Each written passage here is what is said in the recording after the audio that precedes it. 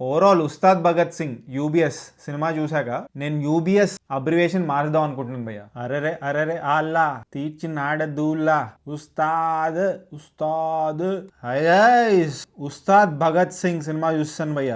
రివ్యూలోకి వెళ్లే ముందు ఫస్ట్లీ మీ అందరికి ఉగాది శుభాకాంక్షలు, మీకు మీ ఫ్యామిలీ మెంబర్స్ కి. ఉస్తాద్ భగత్ సింగ్ సినిమా చూసిన తర్వాత నాది ఒకటే ఫీలింగ్, దేఖ్ లేంగే సాలా.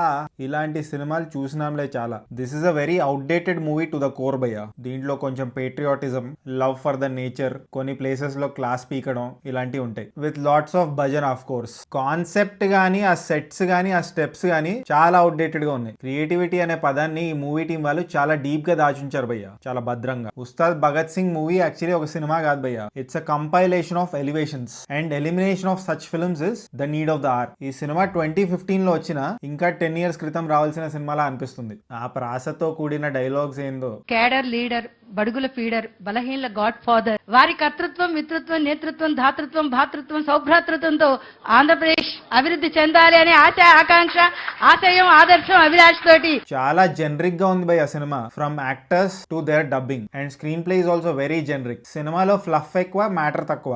అంటే సాంగ్స్ అక్కర్లేని లైఫ్ లెసన్స్ వస్తాయి. కమీడియన్ చమ్మక్ చంద్ర గారికి క్లాస్ పీకే సీన్ ఒకటి ఉంటుంది భయ్య, ప్రాపర్ రీల్ అది. అలాంటి సీన్ సినిమాలో పెట్టడం ఏంటో నువ్వు ఒకటి చెప్పాలనుకుంటున్నావు, చాలా గట్టిగా నమ్మింది. అది ప్రాపర్ గా ఇన్ఫ్యూజ్ చేయాలి కానీ సినిమాలో పెడితే డిస్జాయింటెడ్ గా అనిపించకూడదు. అసలు సడన్ గా ఎందుకు వచ్చింది ఇది అన్న ఫీలింగ్ రాకూడదు. ఈ సినిమాతో అదే ప్రాబ్లం. చాలా ప్లేసుల్లో ఇలాంటి సీన్స్ ఉంటాయి. యాక్చువల్లీ నేను నిన్న చూసిన దురంధర్ 2 అండ్ ఉస్తాద్ భగత్ సింగ్ కొన్ని సిమిలర్ పాయింట్స్ ని టచ్ చేస్తుంది భయ్య. కానీ రెండిటి ఎఫెక్ట్ నా మీద వేరేలా ఉంది, ఇంపాక్ట్ వేరేలా ఉంది. The main reason for that is writing and treatment of the film. అసలు ఈ వింటేజ్ ఎలిమెంట్స్, నాస్టాల్జియా సాంగ్స్ ని ఎరికించడం ఏంటి? ఎవరైనా డైరెక్టర్ వాటిని చూస్ చేసుకుంటున్నాడంటే నాకు ఇన్స్టెంట్లీ వాళ్ళ మీద రెస్పెక్ట్ పోతుంది. Because that is the easiest thing you can do. ఇది సినిమానా లేకపోతే ఉగాది రోజు ఈటీవీలో వచ్చే ప్రోగ్రామా? Please respect the art form for God sake. Srinath Maganti garu 2 weeks ago ఒక డిఫరెంట్ ఫిల్మ్ తో వచ్చారు భయ్య యాజ్ మెయిన్ లీడ్. ఆయన సపోర్టింగ్ క్యారెక్టర్స్ చేయకూడదని నేను చెప్పట్లేదు. పవన్ కళ్యాణ్ గారు లాంటి పెద్ద హీరోతో ఆపర్చునిటీ వస్తే ఎవరైనా చేస్తారు. But I think he should think before making such choices. ఈ సినిమాలో ఆయన చేశారు ఒక క్యారెక్టర్,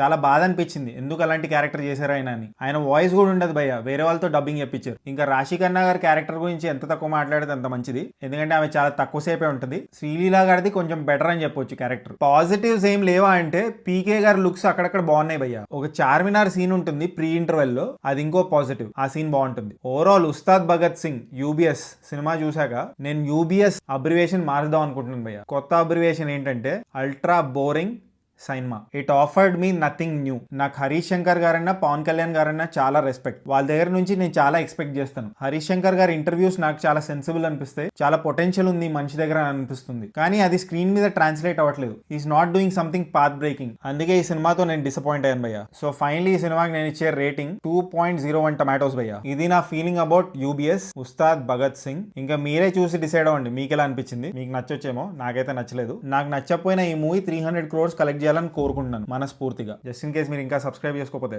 సబ్స్క్రైబ్ చేసుకోవచ్చు కదా. పుచ్చుక్ పుచ్చుక్. జై హింద్.